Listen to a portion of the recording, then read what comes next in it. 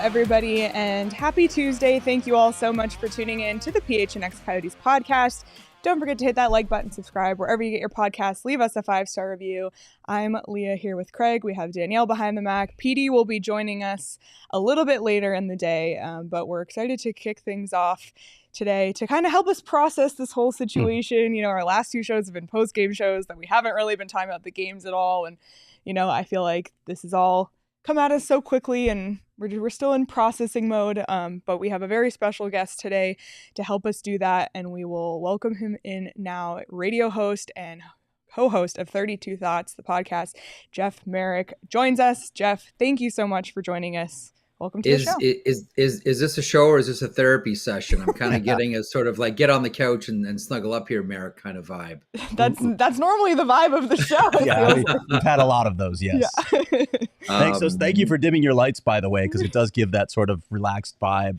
Can you talk in soft tones as well, Jeff? Very calm, measured, even tones. We'll all have a in through the nose, out through the mouth, relax, you know, it'll be what it is, and the sun will rise tomorrow morning. Listen, I don't want to make light of any of this. Like I like a lot of us, I feel awful for everybody involved. I feel awful for fans. I feel awful for people that are going to lose their job, for people that don't know whether they're going to have a job. I believe there's 31 in the organization that are without contract and are really nervous. I feel bad for people that just flat out can't go because their roots are too deep and their lives have changed since they first started working for this organization. So I understand that, you know, the realities of what's happened with the Arizona Coyotes and the desire to bring in Ryan Smith and to bring this market aboard into the NHL. But, you know, I think a lot of us are still, before we get into the celebration of congratulations, Utah, I think everyone right now I think their hearts are breaking for everybody in Arizona. Yeah, fair point, Jeff. And before we talk about those other things, I know there are a lot of perspectives out there. There's been a lot of reporting out there. In your own reporting and your own perspective, how did we get to this point? Well, I remember sitting in the courtroom with Judge Redfield T-Bomb going back to, you know, when Jerry Moyes first threw the keys on the table and said, we're first, but Dallas is next. I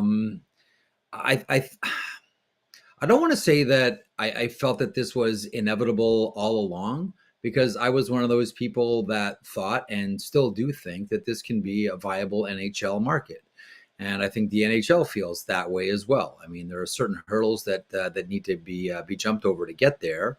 But I never thought that it was going to get to this point, although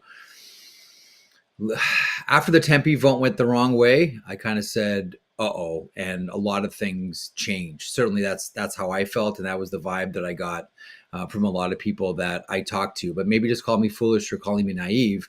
I always thought that hockey could work in Arizona. I still do think that that's the case. I look at Arizona and I say this could be a very desirable place for players to play, provided that there was a stable situation and a rink of NHL caliber. You know, the presence of Mullet Arena optically was a challenge for the NHL. The Tempe vote was a disaster for this organization. And as we look back on it now, perhaps it was this march to this inevitability that once the Tempe vote went south, that was the beginning of the end for the Arizona Coyotes. There have been a lot of rosy reports about Salt Lake City. I've read, you know, about the market, how it's a growing market, it's a tech corridor. This is the type of owner that the NHL wants, and I honestly don't know enough about Ryan Smith to say for myself. But I have talked to a couple people recently on the ground in Salt Lake who paint a little different picture of the situation there. again, relying on your own reporting, the people that you've talked to and your understanding, what do you make of this market? Brian Burke, of course, was on yesterday questioning moving from a market of 6 million people to one of 1.5. It's a quarter the size. So, and then you throw in the arena, all the other pieces. What are your thoughts on this, Jeff? I've heard that as well. I had one person tell me, explain to me how this isn't going to be the Cleveland Barons Part 2.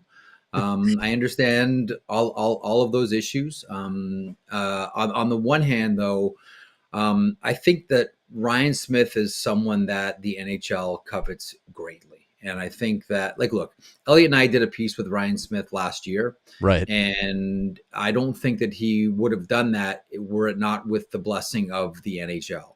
And if the NHL wanted to shut that down, they probably could have.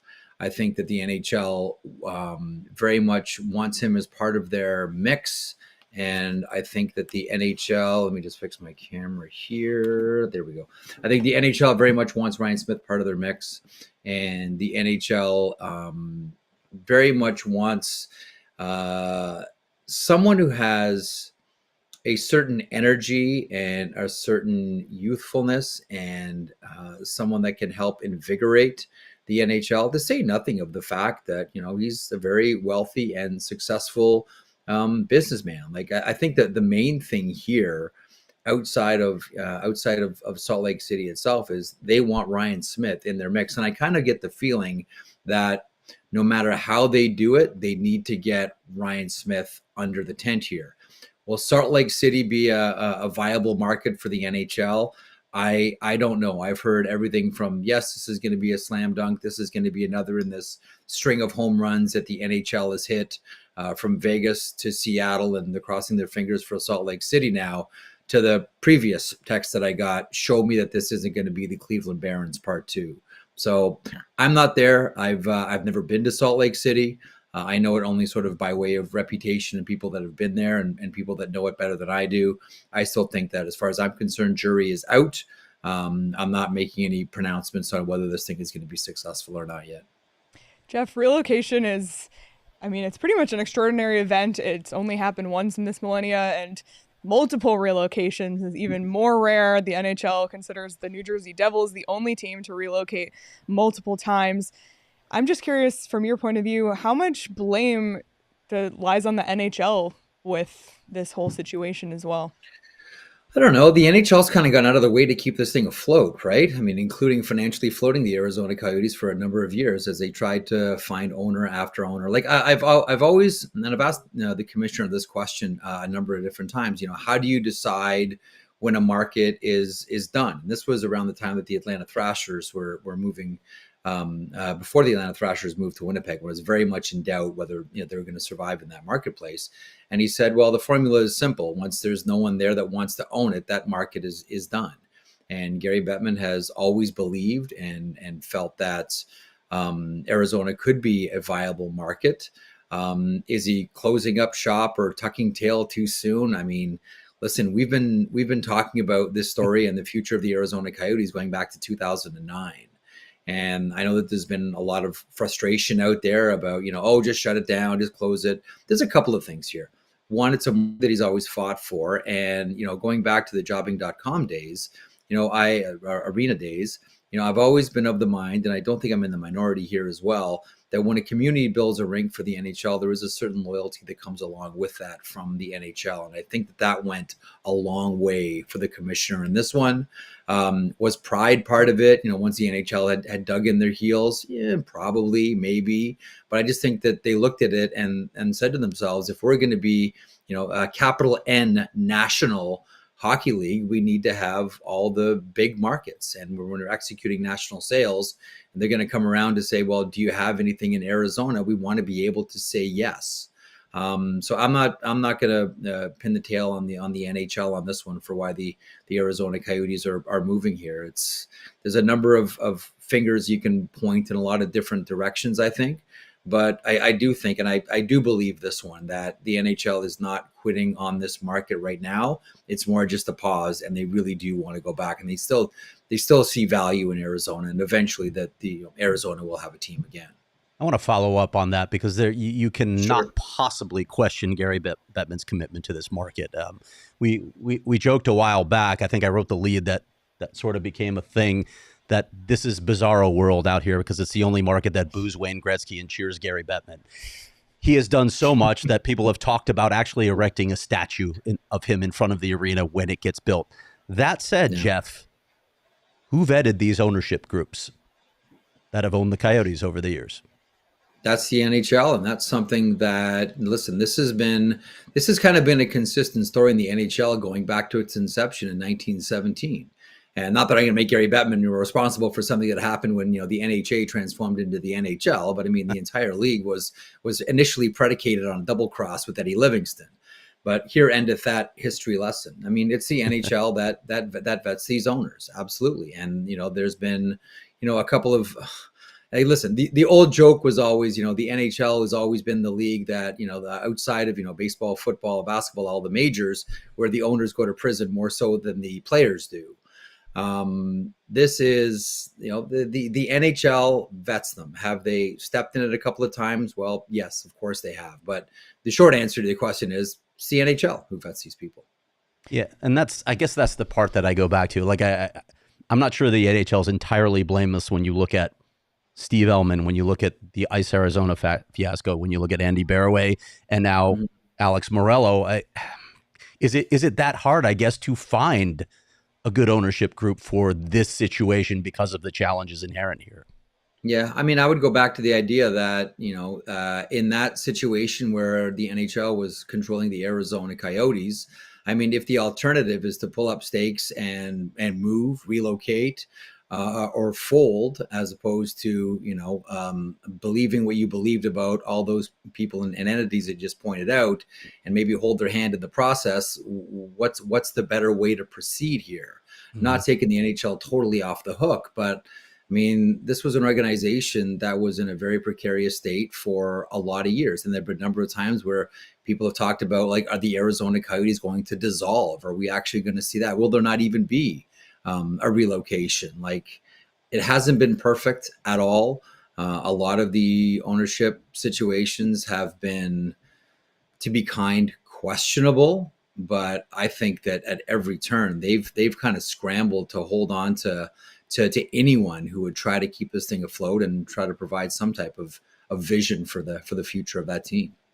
I think one of the concerns here in Arizona is the longer term impact, and we'll talk more about the potential for a team to come back here, but the longer term impact that relocation can have on a market. There's a lot of questions here about the future of youth hockey, among other things. So I'm curious. I have the big question about that too. Yeah. I have a big concern about that.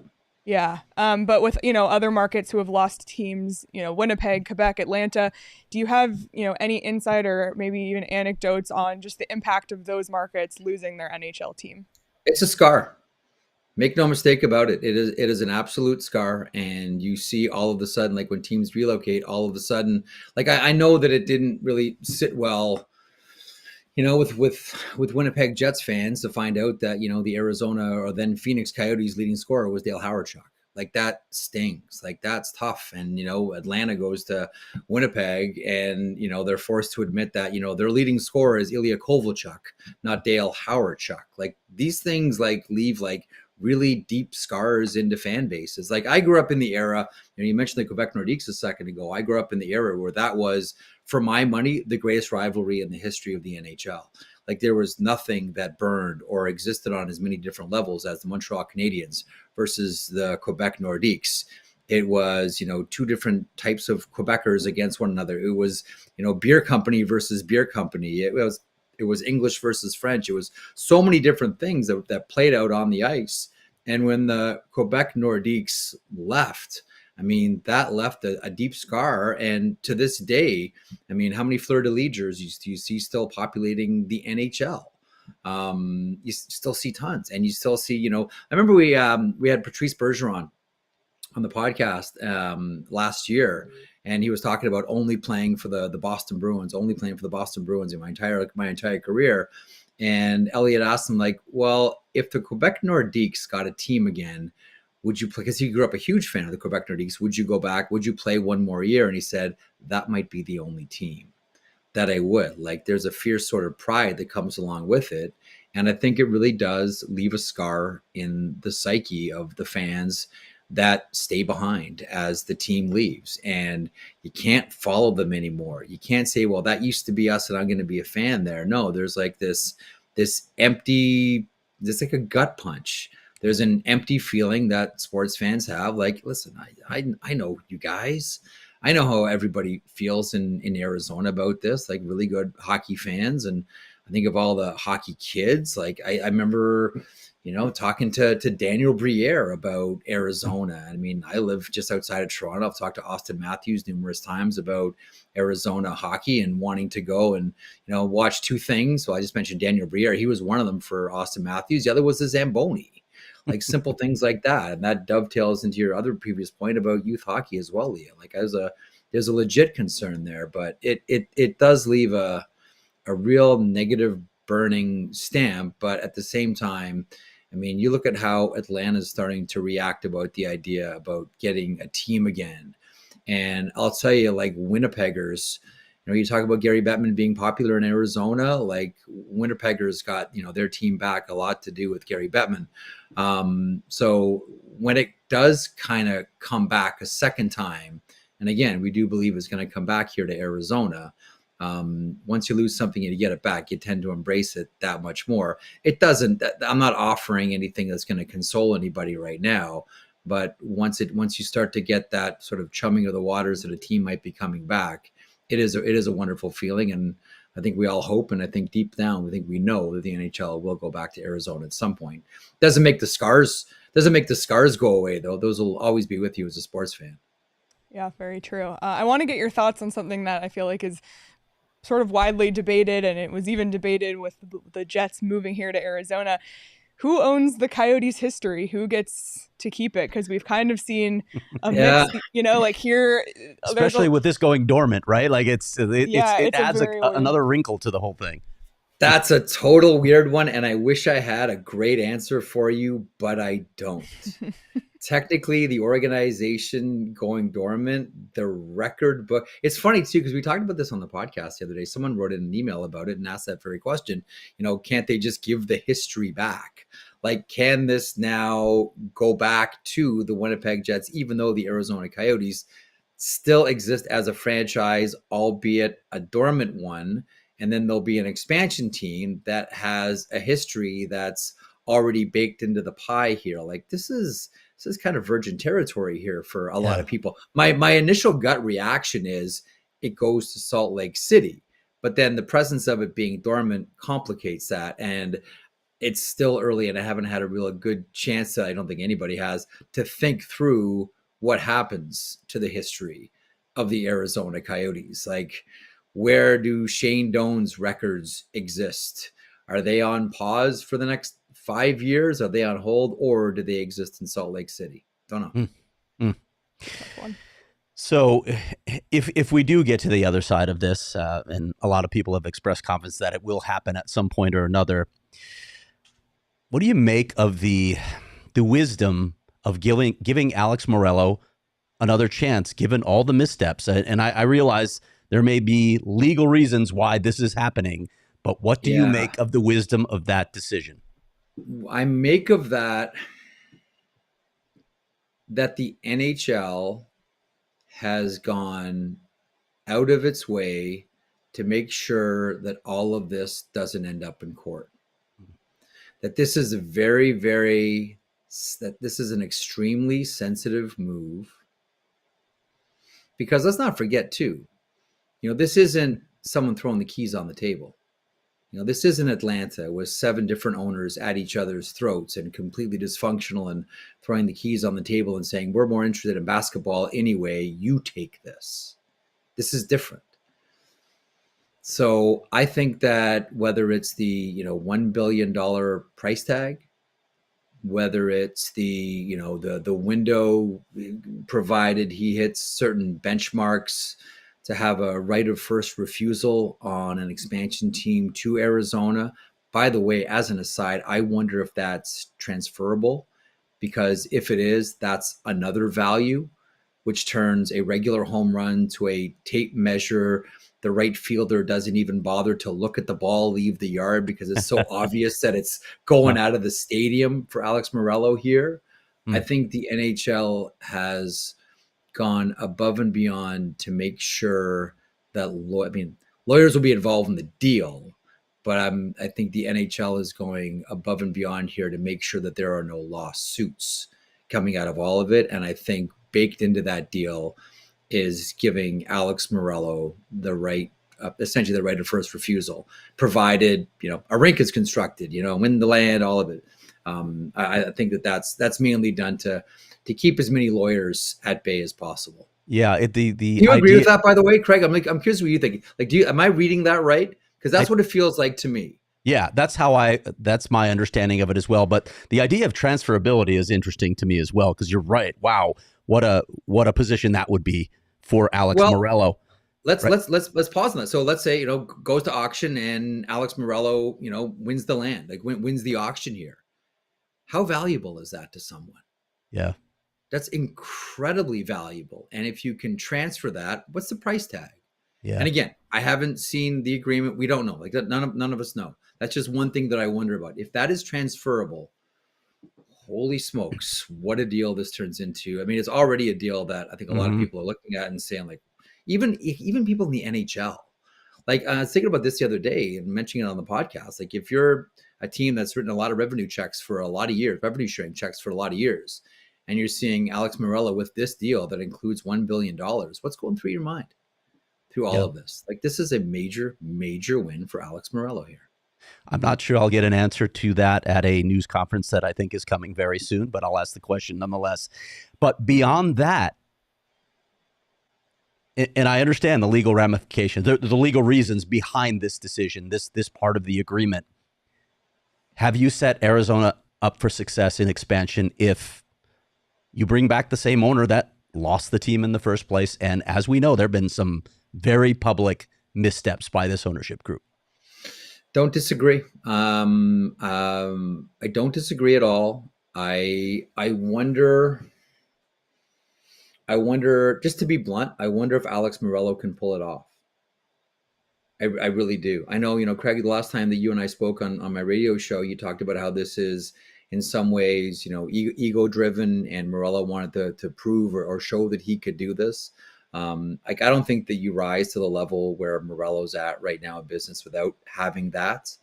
But having said that, is it a risk? Is it a gamble? Yes, it is.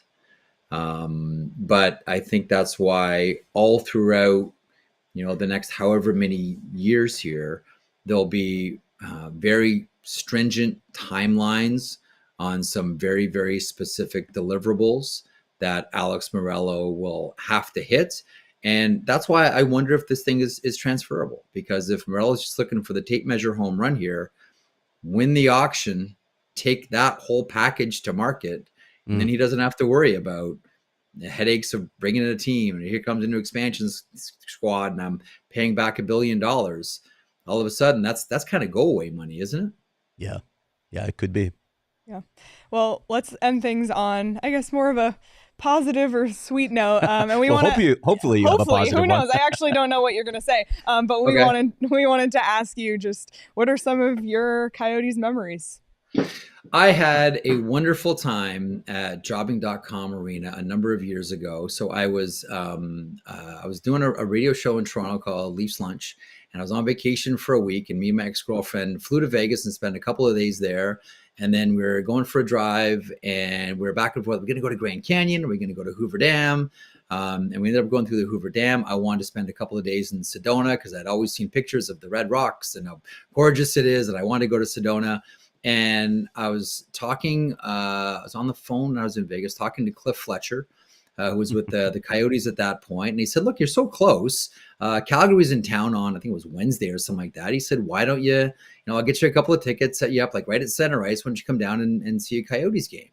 And it was great. So we had our trip, went to Vegas and Hoover Dam and Sedona for a couple of days, and then went to see the Arizona Coyotes. It just so happened that day, Gary Bettman, the NHL commissioner, was hosting a season ticket holder meet and greet and Q&A.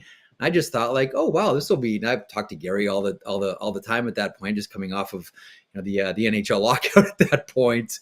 And I remember just sort of wading my way into this little group of people, and he looked at me and with this, I mean, he's not mean or anything like that. He just sort of looked at me and said, "What are you doing here?" With like this, like I did like the last person I expected to see here. I'm talking to all these lovely season ticket holders. The last person I wanted to see here was you. But anyway, the first thing that I noticed was how Jobbing.com Arena was a hidden gem. I mean, you guys know this, like how great a facility that was and how great a rink it was and how there was like no bad seat in the entire place. And I always went out of my way, as difficult as it may have been to get there for, a 7 o'clock or 7:30 start during the week.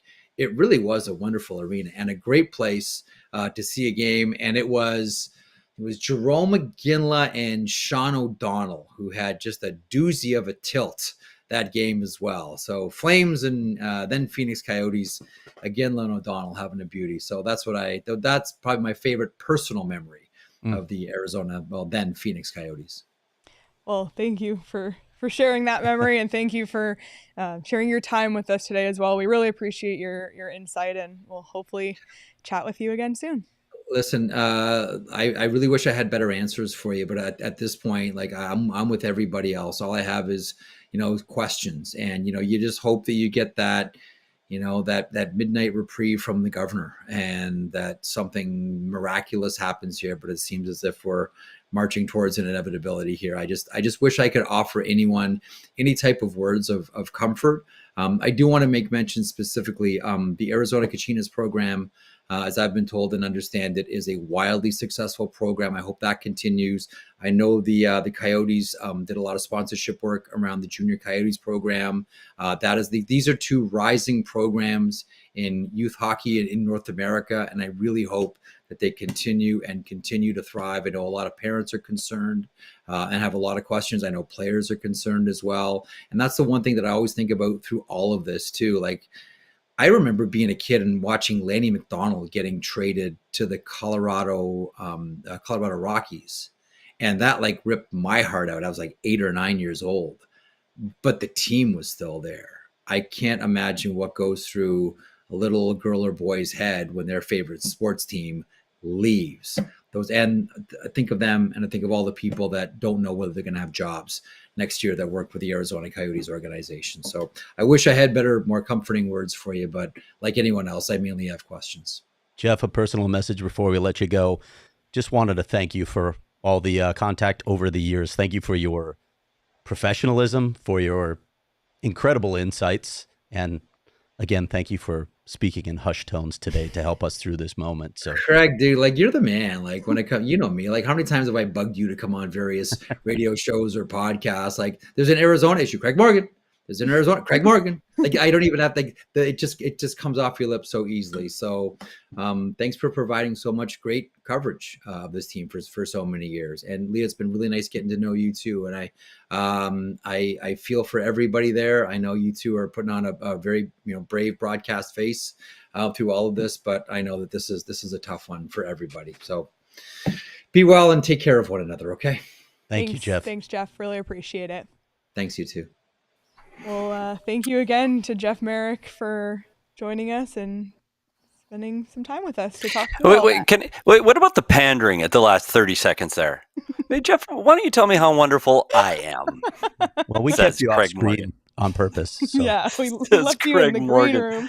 Did you see one thing I added to my at-home kit here? I saw Jeff Marek with the little flag on his microphone at home, and I thought, man, that's cool. So I now have a PHNX. Yeah, look at that. I'm impressed, Petey. That's impressive. Who knew? On the last shows I ever do here, I finally figured this shit out. Way to go, dummy! No, I got to listen to a lot of that. It was really good information, and the tone was shared everywhere. I'll tell you that. Aside from that, like I meant what I said. Yeah, Jeff may have been pandering, but Jeff Marek is a professional. He is a pro, and I have really, really enjoyed getting to know him over the years. And one thing I want to add about him too, I think we oftentimes talk in a chunk, the Canadian media, and when we say that, it's very broad, but it's clear we're talking about a group of people, just like we talk about fans of other markets, because for the most part, people are level-headed and normal and nice, and it's just those few extremes. And one thing I've always appreciated about Jeff and even Elliot is just that they are, they don't have an agenda. Like, they're really trying to find the truth in everything they do. And that's something I've always really respected about them. Completely agree. Really appreciate his insights. But Petey, you mentioned the sticker you just put on your mic there. You can actually get some PHNX stickers over at PHNXlocker.com, and you get 20% off everything at the PHNX Locker if you become a PHNX diehard, including merchandise and events, access to the Discord, access to diehard only content, and we invite everybody to become a diehard. There's been a lot of pack therapy in our Discord lately as well, and we don't want anybody to go away. We want you to continue to support PHNX even without the Coyotes, because we're still a part of it here and we still want to talk hockey with you. So we would love for you to join, stay a diehard. And also, we're really looking forward to seeing everybody this coming Saturday in Tucson at our Illegal Pete's meetup, 5 p.m.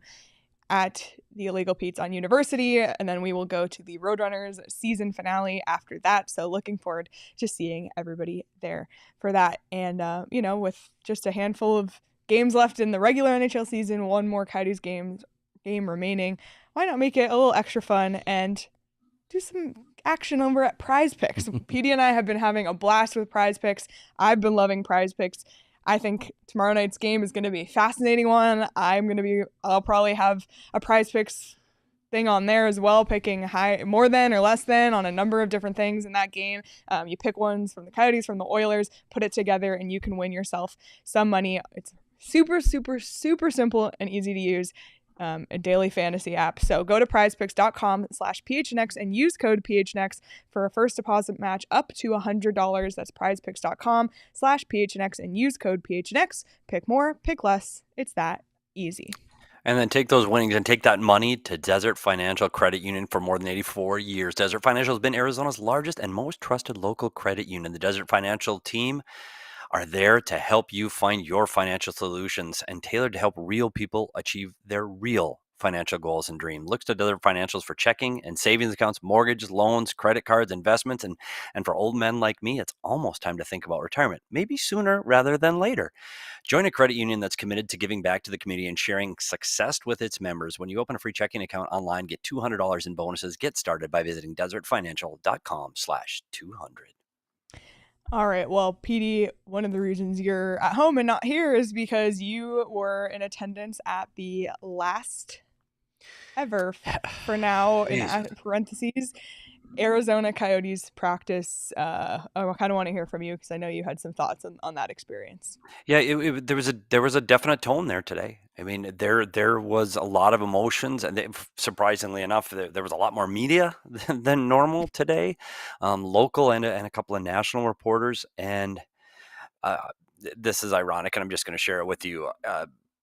I know these guys, and I talked to them, and I know the staff, and I got a chance to talk to them, and it was very surreal.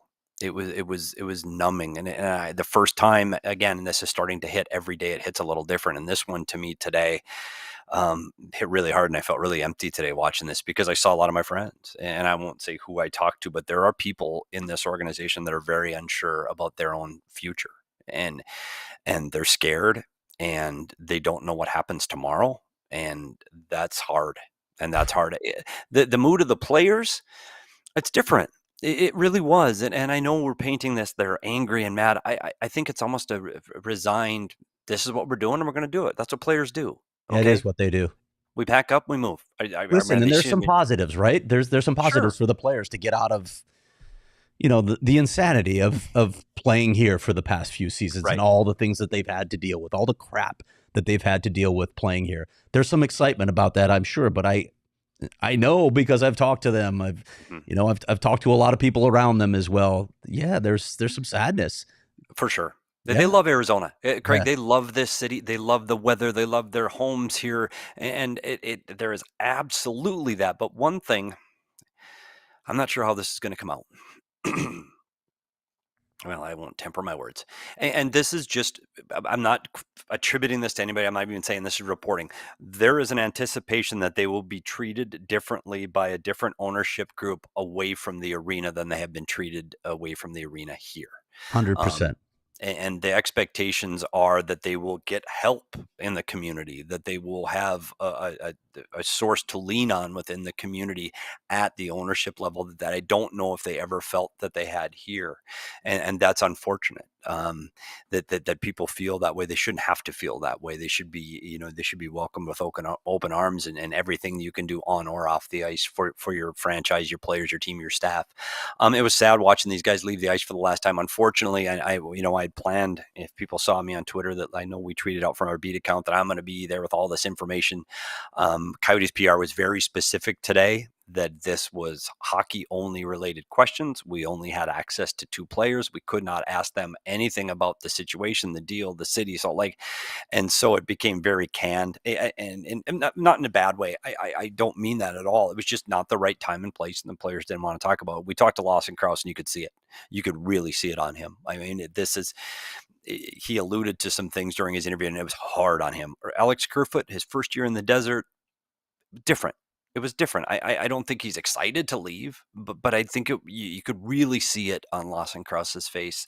This is hard, and I know it's settling in now that this is real. Yeah, I can't help thinking, and whatever he does, Stan Wilson's been through this twice. It's unbelievable to have to go through this twice. It's funny. You talk to Stan, and it's one of my best friends here. Let's face it. I've been with Stan for a very, very long time. Respect the hell out of the man. He does things the right way. He had to tear up his young family out of Winnipeg. They were kids. They were little kids, and he had to tear his family away from the only city he had really known as an NHL employee. And he brought him here, and now he's got roots here. He's got grandkids here. He's got his family is here in Arizona. This is where he lives now. And well, you've got to move to Salt Lake now. And you're like, what? Like, it's going to be really hard. I don't know where everybody's going to end up when this thing is all said and done. I think there's going to be time. To be honest, they're just as unsure of what's really, really happening right now. But he's one of the ones that I'm going to make sure we celebrate as this continues, and for what the path he has been through, because Stan's done it before, and he's the only guy in the franchise left after Rich and Aaron left earlier in the year, because Rich had to go through it too. And there's only this, he's Stan. And I got to say that if you know Stan, and I know Craig and Leah both do, he's a tough old man. Like, Stan's like, so you talk to him, it's like, it's no big deal. It's no big deal. No, Stan, it's a big deal. Nah, no big deal. So he's taking it, he's handling it with grace, as he always does. Oh boy. All right. Well, I want to continue a conversation that we started last week about some of the effects of all of this, and there's still a lot to get to in the coming days and weeks. But the Tucson Roadrunners, Craig, had an article go up yesterday at gophnx.com, which I highly recommend reading, because it kind of paints a picture of what the status is with Tucson. But I think one of the questions that's come up for us is, with this deal, that it seems like Alex Meruelo has gotten off with a lot of stuff in his favor here. One of those things being that he gets to maintain ownership of the Tucson Roadrunners, which, we thought maybe that would be part of the deal to go to Ryan Smith, so he would own the AHL affiliate as well. So I guess it begs the question, why? Why keep him? Yeah. And listen, we just had Jeff Marek on talking about leverage, right? Legal leverage. Alex Meruelo obviously had it in this deal. They wanted to avoid a protracted legal battle at all costs, the league I'm talking about. So you have to make concessions. He gets this 5-year window. He gets to keep the AHL team. That's what's at play here. But we also know that he wants to move it. He wants to move it to Mullet Arena. You saw my story that they haven't spoken to the city of Tucson. They haven't spoken to stakeholders at ASU about this yet. And there's probably a really good reason for that, because the sale of the Coyotes isn't official yet. So you can't have these conversations. But I do think that there are some conversations that have happened with Oakview Group, which manages Mullet Arena. We'll see how that plays out. I think there's going to be some resistance by ASU stakeholders to this move. And if you look at the language of the deal, as I noted in the story, it was very specific to say, this is the team known as the Coyotes. It does not say anything about the Roadrunners. My understanding is this would have to be a separate deal. This does not apply to the Roadrunners. They can't just say, okay, we're going to slide them in there. The other side of this is Tucson. They have 2 years left on their lease there, and my understanding is they both have to give a 180-day notice before they want to break this lease, and if they do break this lease, it could cost them north of $3 million. The city of Tucson wants to keep them, so there are many hurdles ahead for the Coyotes to moving into Mullet Arena with the Roadrunners. Aside from that, like, I have other questions. Like, Petey, you know this better than anyone. You were in the coaches' room, and I do think they're going to keep the affiliation with Salt Lake for the short term, but what sort of complications does that create? And aren't you, if you're moving to Salt Lake and you're that hockey operations department, aren't you looking to find another affiliate ASAP? I can't imagine you wouldn't be, because the when you're all under one umbrella, the interest is all the same. You're all there to help the NHL team win. And that's the goal. And it's developing players in the American League to make your National Hockey League team better. Now there are two different missions here because there's two different ownership groups. The mission in Tucson and the Tucson Roadrunners is to win games in Tucson, to get attendance in Tucson, marketing, tickets, corporate sponsors. It's a separate entity with separate missions and goals. And I don't know how that's going to work. Having said that, teams have very common for teams to do that with the East Coast League affiliate because of the ramifications and the expense of keeping an East Coast League team. And to be honest, you're not calling guys up from the East Coast League to the National League. It just doesn't happen. So that has always been a little bit different. There are teams that do own their own, but very, very rarely. I don't know how this is going to work because you're going to sit there in Salt Lake City and you're going to get an injury and you're going to go, we need your best player. And in Tucson, you're like, I don't know how it's going to work. I don't know who owns the contracts. It's very, very, very, it's muddled for me right now. I think there's going to be a lot for us to get through before we start the start of next year's American League season. I want to talk about some of the benefits and drawbacks to the Roadrunners moving up to Tempe. Yeah. I think putting out feelers last week on the show, the general consensus among Coyotes fans seems to be that nobody wants to support a Meruelo-owned team whatsoever.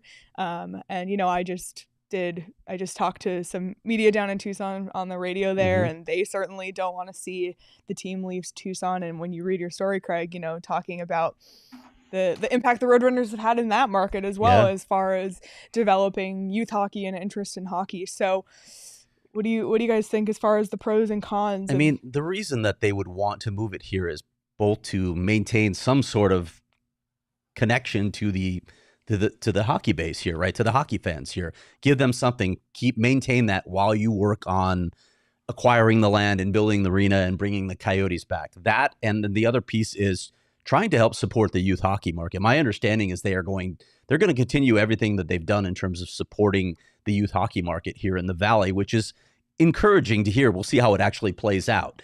But those would be the two pieces that would make sense. But again, you're ripping it away. Now you're relocating two franchises, right? Not just one. You're taking two teams away from their markets, and you're ignoring the impact that it has on Tucson. And you've got all these contractual issues. So I'm not even sure how I feel about this one. I understand fans' raw emotions right now. That's to be expected. People are angry and they don't want to support anything that Alex Meruelo is doing right now. Will that change down the road? I don't know. When you don't have the Coyotes to root for, maybe some of those people will come back and say, you know what?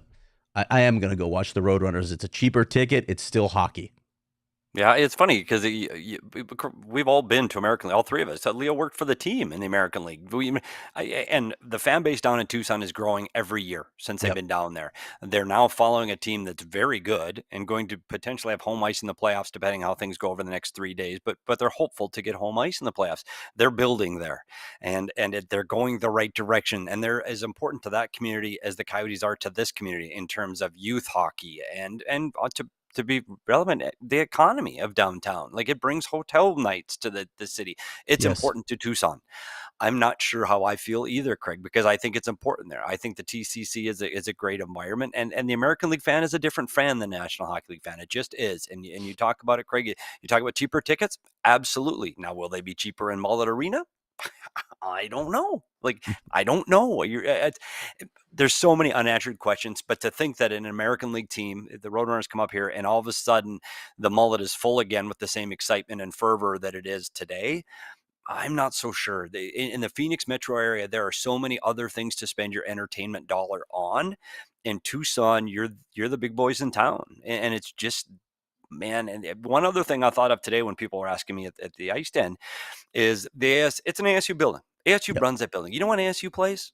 Friday, Saturday. You know when the American League scheduling plays? is a real challenge. They play Friday, Saturday, Sundays. Although, when ASU, I guess they could do it the same way they do the NHL, right? Where ASU's on the road, then you can have those weekend dates. Although, I will say this, ASU, I know, wants to do different things with Mullet Arena.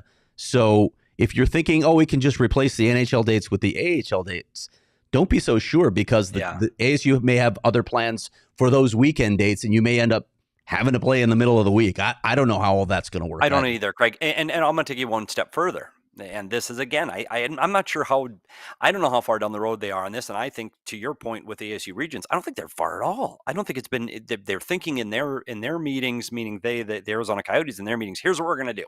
We're going to move to Mullet. We'll take those dates. We'll move into the ice den. We'll practice there. Whoa.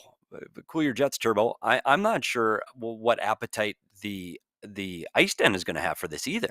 Like, the ice den the Arizona Coyotes take a tremendous amount of space at the ice den. I'm not sure their appetite will be the same. It may be, but I'm not sure. I'm not sure. The notoriety that the ice den is able to use, and in their marketing and their ability to use the home of the Arizona Coyotes, is going to be much different than the home of the Tucson Roadrunners. It just is. That's or just Phoenix reality. Roadrunners, probably, but yeah. Right. So I'm sorry. Yeah, I agree. So I'm curious to see. I'm not so sure. There are so many things to accomplish for that team alone to come up here. I'm not sure. Just keep your eyes tuned to Craig Morgan, because when it happens, he'll tell you. I want to talk about tomorrow, Wednesday. It's finally here, isn't it? I will say, as Petey already mentioned, every day feels different. Every day it's a different emotion. And the way I felt when I woke up yesterday, kind of starting this new week, was it feels like Wednesday's game is coming at me at the speed of a train that I cannot step out of the way and avoid. It feels like this thing that is just coming so quickly, and I almost want to just hit pause on time and say, hold on, stop, let me think about the feeling of the Coyotes play tomorrow. Yeah. And it's really sad, because it makes me look back at, the 3 years of working in media here, and, the 19 years that I've been a Coyotes fan, and just taking for granted the Coyotes play tomorrow. And this is the last time we can sit here and say that. It's really, really sad. So that's how I feel about tomorrow's game. Yeah, I have to try and put this all into perspective in a story tomorrow, in a column tomorrow, and there's going to be so much emotion in that place. There's going to be so much. You're going to be overwhelmed. It's going to be sensory overload visually, what you're hearing, the people that you're talking to. Like I said, the emotions that are flying. I wonder if the Meruelo ownership group will be there. I wonder if we're going to hear vitriol. Like, I have so many questions about what tomorrow night is going to look like. But it is one of those moments where you pause and say, whoa, this is a night I'm going to remember. This is a night that's going to stick with me forever. So one of the things for me is, and I've never been good at this, and I don't know if it's because of my age and I didn't grow up with a cell phone in my hand. I'm never good at documenting these kind of events that are huge, life-changing moments. And I know that because I look through my phone and I don't have enough in there for my life. And when Leah was showing me all the things she's had in her phone since she was 9, I did not have that. So I want to make sure what my goal tomorrow is, one, to make sure I take everything in. And when I say that, I don't mean the game. Sorry, Connor McDavid. I know you're here. I may not watch you at all, but I want to take in the moment. I want to take in the fans. I want to take in the employees. I want to take in the faces of the players. I want to experience the moment. I want to make sure that the three of us document it as best we can for the people that can't be there, and that we can share the feelings, emotions, and thoughts of the people that are there. Because what we're hearing, there might be a large contingent outside the building because tickets are outrageous and prices are high. And I do hope it's a cacophony of happiness and joy and celebration. Ooh. Yeah, I did use that on you. Wow. I love it, buddy. But But I hope it is that. I hope it's celebration and joy. And if you do have to direct any bit of anger, there's just one direction to throw it. And I'm still. I asked around today. I said, "Are there expectations that he is going to be in the building tomorrow?" And honestly, the people there, because there was no one upper management on the business side, was not around. It was hockey people. No one knows. Everybody's as curious to see if he shows up, and I truly believe that he will. Yeah, it should be interesting. And I know there's a lot of people who can't make it. Like we said, we're going to do our best to document it. We'll have Danielle there taking photos. We're going to have Shane there on video. We're going to, follow along on our social media at PHNX_Coyotes on our Instagram account, PHNX Sports. Just wall to wall. We'll do our best to document it. I was even, going back in my memories, looking at the last game in Glendale and the significance of that. And that was just a couple years ago now. It's insane. But just going to be really, really, really emotional. I know there's a lot of people flying in for this. I know there's a lot of people who, unfortunately with the price gouging can't afford to get in the building, but there's a lot of other things. We've been trying to amplify the messages. 6 p.m. outside the arena, after the game outside the arena, there's going to be a lot of opportunities to come together as a community and be there and support. And maybe if you're afar too, we're going to have a post-game show tomorrow. It's going to start a little bit later than it normally does, but come join us in the chat there, be together as a community in that sense as well. There's so many different ways to be part of this, and it's going to be emotional. Whatever emotion that is, it's going to be emotional. And that's all I will say about that. Or is it okay to cry? I would say absolutely. Do you think it's going to happen? I think there are going to be a lot of the tears odds on me crying right now. Bet MGM minus 200 for the odds. The opening odds. Yeah, I would definitely take the over on that one, Leah. But that's because you care. It's only because you care. We still got Saturday, and I think we're going to a pretty cool place. I think Saturday will be a great day. Yeah. I think Saturday will be a great day. It's funny that you talked about Saturday, and I'm sure we've talked about. Have we talked about going to Tucson yet? Or is yes. That segue? Okay, we have. I know if anybody saw my Twitter on the way out today, the last player to leave the arena. Again, no surprise. Like father, like son. The last guy to leave the last practice in Arizona was Josh Doan, and I will tell you, all I could think about was Tucson, and it wasn't about, for just one brief moment, it wasn't about the franchise leaving or the franchise moving. It was about Josh Doan playing again down in Tucson. And again, it's not an official, this isn't official reporting. I just said, "You going to be down in Tucson this weekend?" He said, "Yep." And I said, "Well, we're doing a show. We'd sure like to talk to you." He said, "Always talk to you guys." So stay tuned. I think there's probably, I haven't asked Jeffrey, or Adrian Denny for official word yet, but I'm pretty sure we're going to get a chance to talk to Josh Doan. And that will be, again, that is going to be about celebration of those players, the hard work that staff, that coaching staff, that the whole staff down in Tucson has put into this season. This is not about the arena. We're not talking about the move. We're talking about the Tucson Roadrunners, because they deserve their flowers and all of that they've put into this season. So make sure, if you can't be there at Illegal Pete's, make sure you do tune in and watch what we have, because we're going to celebrate a team that desperately needs it. Yeah, I've got a good list of players that we get to interview, so that'll be great. By the way, one other little news tidbit: the Coyotes have recalled Aku Ratu from the Tucson Roadrunners, and how about this?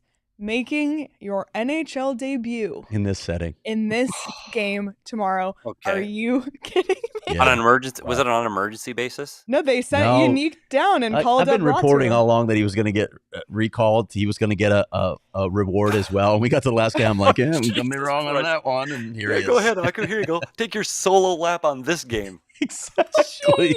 That's going to be a trivia question one day. Which NHL player made their NHL debut in the Arizona Coyotes' final game in Arizona? And when you talk about that, Leah, and I know Rich Nairn, former vice president of all communications with the Coyotes, and he came in from Winnipeg, and I saw him in the chat earlier defining where all the records and rules and that lie at the end of this. This is different.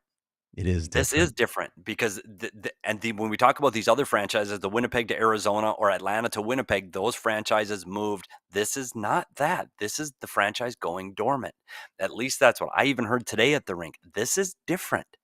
And I tell you, the people within the organization right now don't know. where those records lie. They You know really what? don't. It's so Coyotes, though. It's It so is. Coyotes to be that way, right? Where is we the don't even know banner? where the records go because we're the Coyotes. And we don't know where the banners are. Yeah. Yeah, where's the banner? And again, only the second team that the NHL considers to have relocated multiple times. Just, It's crazy. Of course it had to be the Coyotes. Yeah. This is an insane story, and we'll be here. I hope. The one good thing for PHNX Coyotes is the longer this mess gets drawn out, the better, because then I can sit here and talk on the PHNX Coyote show. So hopefully there's more turmoil and mess ahead. And it's funny because Jeff Marek said this at the very end. Until this is signed, buddy, he said it. He said you just don't know. Petey's, no, don't go there. Don't go there. Don't buddy. go there. Don't go there, buddy. Okay. Don't play the hope card. No, it's not hope. It's just it's the Coyote way. Yeah, Just it's true. have something. I'm not saying they fall apart and stay fair, here. yeah. Hockey the hard way. But see it get drug out for another few days or weeks. You know what? We couldn't make it work this season. We're going to make them play a lame duck season. I mean, Winnipeg did that, right? They played a lame duck season. I don't know. I don't want to see that. I don't want to cover that. Just rip off the Band-Aid? Okay. Yeah, just do it. Oh, boy. Well, we mentioned our Illegal Pete's meetup in Tucson, and I'm going to say right here, right now, there may be some margaritas consumed at that meetup. There may be some special guests showing up, too. Like, I'm not saying celebrities, but, people that support us down in that community as well. So, and people that need the support of the Roadrunners. So, we'll see. There you go. So, Illegal Pete's, we'll be drinking margaritas. You best believe I'm having the queso, bowl, burritos, tacos, whatever it is at Illegal Pete's. And if you can't make it down this weekend in Tucson, there is a location in Tempe right up there on Mill Avenue as well. And Illegal Pete's is here to bring you a win with their legendary soundtrack deal. Bring in your ticket stub from any ticketed event and get a draft beer or house margarita for a penny. Illegal Pete's wants to celebrate with you. Yep, whether it's a pregame or postgame party, and they got you covered on all your game day needs. You must purchase an adult entree to redeem Illegal Pete's soundcheck deal. Illegal Pete's, your go-to spot for burritos, buddies, and beer. Penny. I have a lot of pennies at home. Oh, am I supposed to read something now? Okay, I can. Okay. No, I'm sure I can. Hang on. Let's talk about the Arizona Lottery, Leah. Let's talk about the Arizona Lottery. Sure. I know they've got a new game, and it's called AZ Adventure. I know it. I just have to find the notes on it. There it is. The Arizona Lottery is introducing. Hey, buddy, it's my last show. What are they going to do? No, it's not. I know it's not. They have a new ticket and promotion called Arizona Adventure, where we used to walk and talk. And you can win three ways. You can scratch the tickets. Beautiful Arizona landscapes. By the way, beautiful landscapes here in Arizona, just in case you're wondering. And you can also go to geolocated locations within the state, 10 of them to be exact, from Yuma to Flagstaff, and just sign in, and you're automatically registered to win some of these cash and prizes. Or you can enter your tickets online for a chance to win $1 million in cash and Arizona travel prizes. All you have to do is the Arizona Lottery is not just about playing games and winning prizes. It is also about giving back to its state and its communities. Visit azadventure.com for more information on how you can take an adventure for a chance to win $1 million in cash and Arizona travel prizes. And speaking of walking and talking, sponsored by the Arizona Lottery, the last one came out yesterday. Totally, again, we talk about being tone deaf. Petey was tone deaf there. Hey, look how happy we are, Dylan Gunther. But we filmed it 2 weeks ago. We did. So we didn't know. Dylan Gunther didn't know. We got a Bare Necessities dropping today, too. Well, that's appropriate. There you go. I'm sure people are dying to hear what Andre Tourigny thinks about defensive zone coverage now. I will say there's a lot of Utah and Salt Lake City fans in our chat today. Okay. And by the way, to all the Utah hockey fans, we will be doing a show with everything you need to know about this current team. We really want to, because there was a guy saying, which jersey should I get, Gunther or Cooley? Yep. We're going to do a whole show on that. But for the Salt Lake City folk who are here, I highly recommend watching Bare Necessities if you want an idea of the defensive zone systems you can expect there. Yep. It was informative. I think Petey will want to watch it too, because Petey has had some issues with the way the Coyotes defend in their own zone. I do have thoughts. I wonder if there'll be a Salt Lake City podcast, and I'll be like the angry guy in the chat every day. Yeah, it's funny because Bear was it was very interesting today. One of the questions to Andre Tourigny in the scrum, he was asked, have he thought of his pregame speech yet? And he said, I haven't. And he said, I probably should. This is going to be a very important speech that I give pregame. And then he was asked, do you speak to the players after games? And he said, never in my career do I speak to players after a game. I let it settle and they can talk amongst themselves, and we do it the next day. Are you going to talk to them tomorrow after the game? And he said, you know what? I probably should. I think it's important.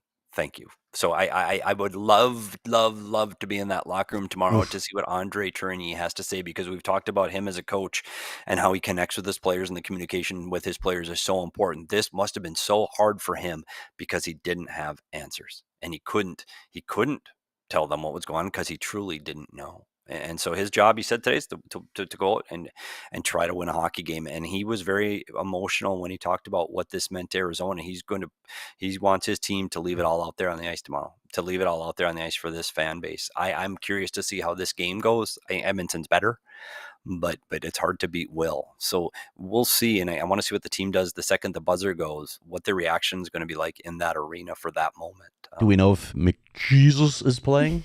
I don't, and it's curious because if I'm the Edmonton Oilers, I probably would not play him. Yeah, why would you? Yeah, he already got his 100th assist. So I would wait to see, because for most of these teams, it's not about relocating now; it's about the playoffs. So we'll see. But I am so excited for tomorrow. I will say this, Craig. I would be extremely surprised. Yeah. Extremely surprised if you were driving north to a morning skate tomorrow. I would be extremely surprised. That's fine. Okay, before we wrap up, a couple of super chats I want to get to. John said, I won't get to see much of the show, but I want to spread positivity in whatever way I can for tomorrow's game. Please let the message be to the players to skate hard and have fun. Thank you, John. Oh, wow. That's actually Leighton Ricardo. That's really sad. Oh, geez. I know. Another part of the history. I know. Jesus. Don't get me started there. Toby from Sweden. I just found your channel and I'm sad it happened just before the move. I have visited Phoenix from Sweden 6 times just for friends and Coyotes. I am sad and devastated. Sorry for my bad English. Your English was great and I cannot believe that. And thank you so much for supporting us all the way from Sweden. Thanks for finding us at all. So yeah, appreciate it. Yep. Nay said the potential owners were just looking to buy and flip even more than Elman and Meruelo. We'll see. Yeah, it was we'll see. Not the luckiest ownership situations here of all time. Ryan said, do you think Meruelo eventually moves Roadrunners to Reno to have them play in his new arena he is building attached to his casino? It's an interesting question. I don't know. I've heard that floated as well. SJ Hockey said, I'm from New Jersey and I'm a Devils fan. As a fan of a team that almost moved in 1995 to Nashville, and there were fears again in the early 2010. That's a terrifying, disheartening prospect. I feel for you guys so much. Thank you. We appreciate the empathy.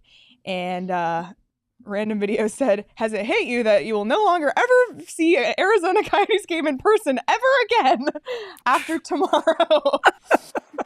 Yes, I believe we already Thank you for that blunt force trauma. Yeah. Good Lord. Oh, geez. All right. And Craig, are you? Can I ask another personal question? Depends on how personal. We've seen all of that there's going to be an attempt to be a whiteout, and I have heard that a lot of people that are going to be wearing white. Where are the three of us on the white? Buddy, I am not wearing white. Nobody wants to see that. I know you have a white suit though. So. I do, but here's my thought, and I've already made up my mind. So anybody can say whatever the hell they want to. I will not be wearing my white suit tomorrow night. And again, well, that's a relief. I know what the cause is, and I understand that we're all supporting this team. And I'll tell you this, I just don't find it as a festive, funny moment. And no. I think that's where the white suit is when we're celebrating a playoff run and when things are really happy around the organization. And so I may have some white somewhere. Maybe it's a white shirt. I don't know yet, but I will not be wearing my white suit. I'm not taking this day light tomorrow. So just want to let everybody know ahead of time. So when you see me there and I'm not wearing white, the people know ahead of time and don't get mad. I will be wearing my black suit. So my nails, I've got my nails painted white yesterday. There, that counts. With that in mind. I will go get mine done. Perfect. Sugar Rush said, any news of Yotes alum being there for tomorrow? Yeah, there'll be some people there. I think Ray Whitney's going to be there. Michael Grabner's going to be there. I don't think Z can make it because he's going to be on the ice coaching at the same time up at the ice den. But there'll be a couple guys there at least. So, and Jeremiah said, who doesn't have beautiful landscape scratchers? Salt Lake City.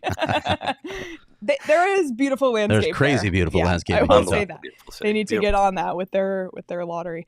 All right. Well, that's it for us today. Thank you again to Jeff Marek for his time today. We really appreciate that. And just a reminder that we will be live tomorrow night after the game, probably 30 to 45 minutes after the game ends. Yeah, we got some work to do. Yeah. So stick around. Hit the notification bell on the PHNX Sports YouTube channel. Keep your eye out for Bare Necessities. Keep your eye out for all the shows the rest of the week. We're still going to be live the rest of the week. We're going to be live next week as well. And probably after that. So just stay tuned because the show does not end tomorrow. You know what I mean? Like there's going to be a lot to talk about still. And we're going to be there till the very end. The three of us are the band on the Titanic playing till the very last. We will go down second. with the ship. Yes, we absolutely will. One last super chat from Sinner. Hi from Winnipeg. Seriously thinking of you guys. I cried when we lost the Jets to Phoenix. Enjoyed these last games. We still remember ours. Thank you for that really message. Nice Wow, message. that's nice. I'm going to make one comment. I'm sorry because she brought it up. One comment. I talked to Stan this morning, Stan Wilson from Winnipeg, and he said, as emotional as it is here, he said he remembered being at one of the last games in Winnipeg, and a little boy brought his piggy bank to the arena and said, "Is there anything I can do to help? Take my money." Yep. Yeah. Really so sad. As hard as it was when we ripped that team from them, it's hard, and that's how this hits. Yep. All right. Well, okay. On that note, thank you so much. Everybody hit the thumbs up on this video before you head out. Stick around on the PHNX Sports YouTube channel so you never miss a thing. You can follow us on Twitter at Leah Merrill, at Craig S. Morgan, at S. Peters Hockey, at Abrica Danielle.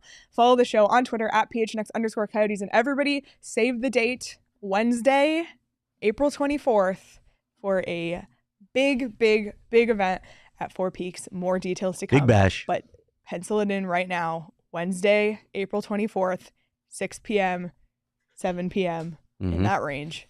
Write it down on your calendars now. You won't want to miss it. Enjoy the rest of your Tuesday, everybody, and we will see you all tomorrow. We all silly like the mayor.